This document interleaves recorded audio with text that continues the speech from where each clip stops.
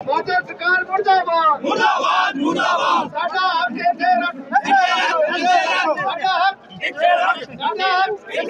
Pensioners अपने मुद्दों को लेके आज विधानसभा पहुंचे हैं और क्योंकि कल जो वेन्यू है वो चेंज करके जोरावर स्टेडियम से शिफ्ट करके इसको भेज दिया गया था इनको पुलिस स्टेशन ग्राउंड धर्मशाला में वहाँ पे, और वहाँ पर जाने के बाद आज सुबह से वहाँ पे प्रदर्शन करने के बाद एक बार फिर से सारे पेंशनर इस समय विधानसभा की तरफ कूच कर रहे हैं। लेकिन यहाँ पे इनको बीच में बैरिकेडिंग लगा के रोक दिया गया जोरावर स्टेडियम के पास, और यहाँ रोकने के बाद अब इनकी तरफ से पूरी कोशिश है कि जो मुख्यमंत्री यहाँ से वापस विधानसभा जाने वाले हैं उनको हम यहाँ से आगे बढ़ने नहीं देंगे।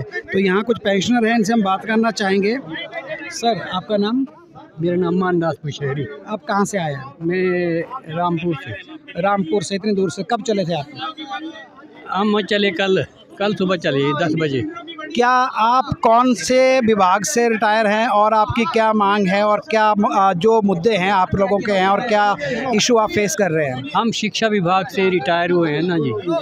तो क्योंकि हमारी जो सरकार के पास जैसे डीए है लंबित पड़ा है, अभी 3% दिया है, 13% अभी बाकी है, और इस तरह से जो है देनदारियाँ जो 2016 से और 2022 तक के बीच में जो रिटायर हुए हैं उनकी भी जो लंबित राशियां पड़ी है सरकार के पास, वो अभी तक टाल मटोल कर रही है। उनको जो है मतलब कई हमने जो है उनको मान पत्र दिया है, अभी तक उनकी कोई सुनवाई नहीं है। अच्छा, तो इस तरह से जो है हम जो है ये जब तक हमारी मांगों को स्वीकार नहीं करेंगे तो हमारा इधर प्रदर्शन जो है जारी रहेगा। आप लोगों ने ये ठान लिया है कि जब तक मांगे पूरी नहीं होगी आप यहाँ से उठेंगे नहीं? तब तक हम नहीं जाएंगे यहाँ से। तो अभी आप यहाँ पे जो बैठे हुए हैं, तो अभी मुख्यमंत्री यहाँ से जाने वाले हैं? हाँ, हम चाहते हैं कि जो मुख्यमंत्री है या उनके जो सचिव हैं वो आए और हमारे से बात करे और हमारे को मतलब जो भी दिशा निर्देश हैं या उनकी जो भी लिखित में आप लिखित चाहिए, लिखित में चाहिए। तो ये एक इस आंदोलन में ये है कि जो भी मुद्दे हैं जिनको लेकर के जो भी इनके सवाल है पेंशन को लेकर, डीए को लेकर, ऐसा है हमारा अभी जो है हम कई जो है 90 से 95 साल के जिनको अभी घर में बैठना था, हमें जो है घर में हम अवकाश प्राप्त है, असमर्थ हैं, मतलब हमें जो है घर में जो है एक प्रकार से आराम करने की आवश्यकता थी, लेकिन सरकार जो है हमारे को जो है सड़कों पर ला दिया है, हमारे को मजबूर कर दिया है। क्योंकि अब हम जो है हमने देश की सेवा की है, समाज की सेवा की है, सरकार की सेवा की है, हमें जो है हमारा हक चाहिए। तो जैसे ये कह रहे हैं कि बात हक की है और हक की लड़ाई है और जो हक है मिल नहीं रहा है, और आज इस उम्र में भी आकर के यहाँ पे सड़क पे बैठना पड़ रहा है अपनी मांगों को लेकर के। तो अब यही हम बात करेंगे, कुछ और लोगों से भी जानना चाहेंगे कि इस उम्र में जो सड़क में आपको बैठना पड़ रहा है। हमें पेंशन नहीं मिल रही है सर, HRTC वाले HRTC इस महीने पेंशन नहीं मिली हमें। आपका नाम? सुरेश कुमार। आप कहाँ से आए हैं? पालमपुर से। पालमपुर से? हाँ जी। तो पेंशन नहीं मिली आपको? नहीं मिली, इस महीने नहीं मिली। अभी आज 28 तारीख हो गई, कल एक लास्ट डे है इस महीने का। तो अब इनको तो आदत पड़ जाएगी, क्योंकि एक गैप पड़ गया तो गैप पड़ ही जाएगा ना। मतलब आपको नवंबर महीने में जो पेंशन मिलनी थी वो मिली नहीं, और महीना खत्म हो गया?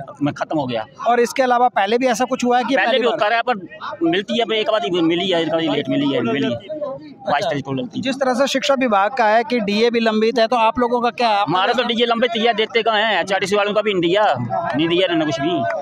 हाँ जी, तो लंबित ही चल रहा है आपका? लंबित चल रहा है। तो आप लोग का हमारे तो रेल नहीं सर, 2016 के बाद मिला कुछ नहीं है। आप कब रिटायर हुए हैं? मैं 18 में हूँ। 18 में? हाँ जी। 2016 के बाद का डीए नहीं मिला? नहीं मिले हैं। तो ये HRTC कर्मचारी हैं और इनका जो है 2016 के बाद डीए नहीं मिला है।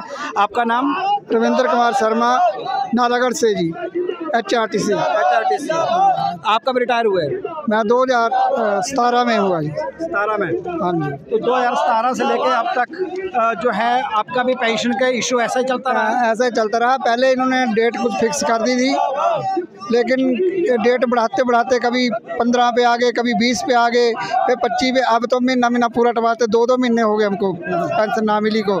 और जो हमारे पिछले बैलेंस बचे हुए हैं वो भी हमें कुछ केस करके पैसे खर्च के हमारे को विद ब्याज दिए गए। हम तो ये चाहते हैं कि जो हमारे को जो ड्यूज नहीं मिले, जो हमारे उनका ब्याज मिला वो अधिकारियों से लिया जाए कि जिससे कि हमारी ट्रांसपोर्ट घाटे में जाए।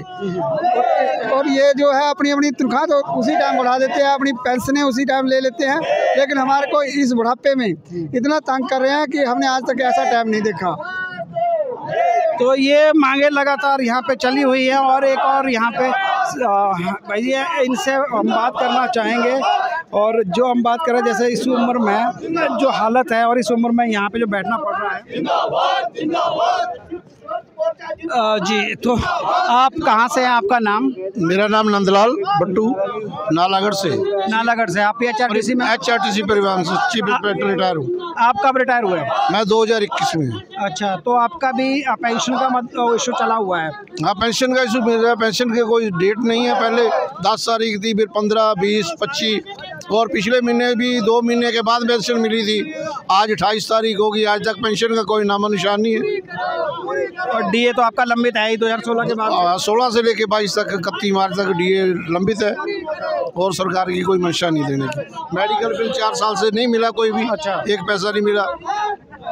तो सरकार के ऊपर सवाल जो उठ रहे हैं लगातार है कि क्या जो पेंशन है वो मिलेगी, टाइम पे मिलेगी, HRTC कर्मचारियों को DA मिलेगा, शिक्षा विभाग वालों के जो DA पेंडिंग है वो मिलेगा कि नहीं मिलेगा और कब तक मिलेगा। तो ये प्रदर्शन चल रहा है यहाँ पे। देखते हैं कि क्या मुख्यमंत्री तक इनकी बात पहुँचती है और क्या सरकार की तरफ से आज फिर कोई आश्वासन दिया जाता है या फिर इस बात पे कोई एक्शन लिया जाता है। मैं अजय के सकलानी, तपोवन धर्मशाला से। आप देख रहे हैं इनॉक्स न्यूज़। नमस्कार।